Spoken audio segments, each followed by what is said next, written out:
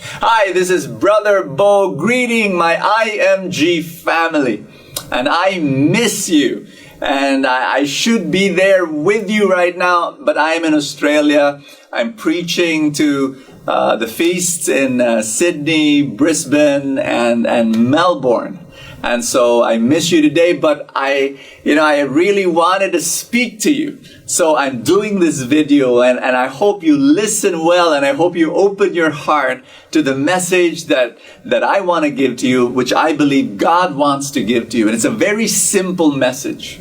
I was preparing about this whole course on entrepreneurship, and then it shocked me when I realized something. It just blew my mind. A light bulb came as I was reading the life of Jesus, and I said, wow, I never thought of it that way, that Jesus was a businessman. For the longest time, spiritual people are supposed to be focused on heaven and focused on God and focused on religion and focused on prayer and focused on the Bible and not about money and not about business. But Jesus himself, I realize now, was a businessman. How long? He spent more years as a businessman than he spent years preaching, healing, and driving out demons. Jesus spent 17 years as an entrepreneur and only 3 years in the ministry of preaching, healing, and driving out demons. Amazing. During that time, during biblical times, at the age of 13, you would already apprentice with your father. And in Mark chapter 6, verse 33, when Jesus was already preaching, the people said, hey, wait a minute, is he not the carpenter? Didn't he? Wasn't just a few years ago he repaired our jacuzzi? He repaired our 2-car garage? I'm just kidding. But they saw him as that carpenter.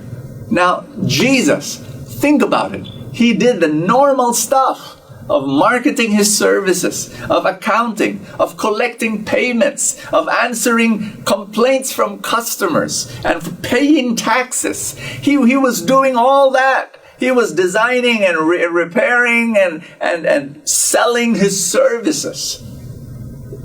Jesus, he sanctified business.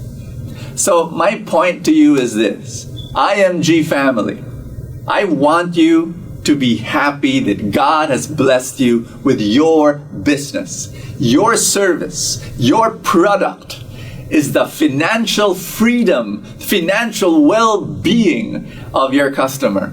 That's what you want. That's what you're selling. And you go out there with pride. You go out there with joy. There's nothing to be ashamed of a business. This is your business. And I pray that God prosper you.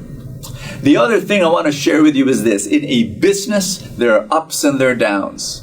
And I'm sure that you've gone through your downs. And the way I want you to look at your downs, I want to change your perspective. King David, before he became king, he was a young man who fought Goliath. And before he fought Goliath, he was but a shepherd. He was a lowly shepherd. Today when you say shepherd, you got this nice, cute, wonderful, nostalgic picture of a guy with broad shoulders who looks like Brad Pitt, carrying a lamb over his shoulder. During that time, they looked down at shepherds. He was the common laborer. He was not very nice, and then he was muddy and dirty and smelly. Anyway, David was a shepherd. And then when he fought Goliath, at least when he volunteered, King Saul said to David, David, that guy's a giant. That guy is huge. That guy's a monster. You're but a kid. Hello? Are you sure you want to do this? David said, I fought and defeated the bear and the lion when I was a shepherd.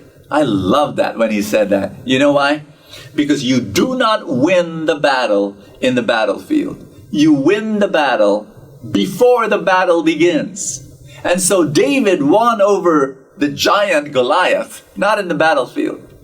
David won over Goliath when he fought the lion and the bear and defeated them as a shepherd.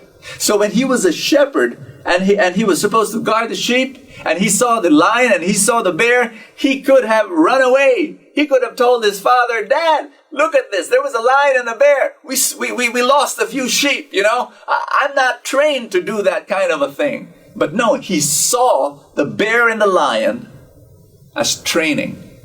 And here's my message for you. I know some of you are going through some difficult time. Maybe you're going through rejection, and the sting of rejection is taking a toll on you. People that you trusted and people that you respect look down on you and what you're doing. Maybe you're frustrated right now because you want to see growth, but the growth is not happening. Whatever you're going through, here's what I want to ask you to do. Look at everything as training. You are facing your lion. You are facing your bear right now. And hey, if you see this as training and you endure and you persevere and you don't give up, it is training you. What? Because the Goliath is coming. And when you're able to defeat the lion and the bear right now, you will have all that you can need to defeat the Goliath. And when you defeat the Goliath, you know what's going to happen? You're going to become king. You're going to become king. Always choose growth over money. And I love saying that. It's a spiritual principle that I live by, and I've been sharing it to people. Because if you choose growth, the money will follow. But if you choose money, the growth will not follow. Make that as a personal mantra, a spiritual principle in your life. Always make that decision. Grow in your personal life. Grow in your intellectual life. Grow in your relational life. Grow in your spiritual life. Grow in your personal spiritual life. Because when you do and you choose growth, the money will follow. See everything as training, because bigger things are going to happen in your life. God's abundance will flow in you like a river. That's my prayer for you. Thank you so much that I'm part of the IMG family, and I greet you with all love and prayer. May more of His love flow in your life. This is Brother Bo Sanchez saying, live a fantastic life.